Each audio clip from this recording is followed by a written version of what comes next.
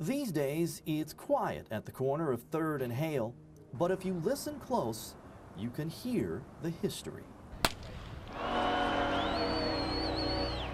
The field where Ty Cobb played is literally still there. I think it's very unusual for a place to be maintained. The actual field is there.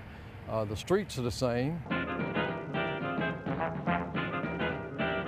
For the first quarter of the 20th century, what is now the Exchange Club Fairgrounds played host to spring training for several major league teams. Brooklyn, Detroit, Boston Braves, Detroit Tigers, New York Giants. Those teams brought the greats of the game to Warren Park and presidents like Warren Harding to watch them. So many Hall of Famers were here. Trish Speaker came through there, Cy Young. Walter Johnson was here, Rogers Hornsby. Ty Cobb played his first game here. And took such a liking to the place that he stayed, marrying an Augusta woman and living the rest of his life here. He was very respected in this town. He was just well thought of.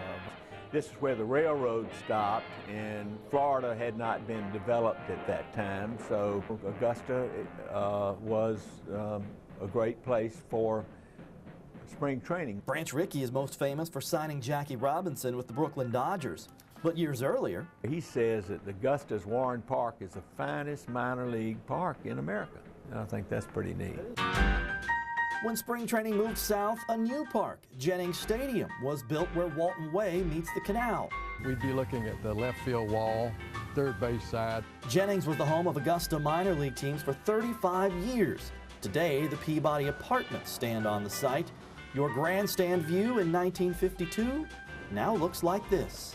Jennings Stadium was a great baseball park. If you sat in these old wooden bleachers, and it was close enough to the field that you could actually see the players very well. I can remember the Peanuts, that part of it. You always think about that. Maybe the most famous player to play at Jennings, a young Henry Aaron, 20 years before. There's a new home run champion of all time, and it's Henry Aaron. In 1963, that team left, and 70 years of baseball history with it. The stadium was sold. Peabody Apartments was built, and then Sears later came there, and so baseball left Augusta. And it really didn't return until 1988. That's when the Pirates moved into Heaton Stadium, now Lake Olmstead, where a new generation of future Hall of Famers continues to write Augusta's baseball history.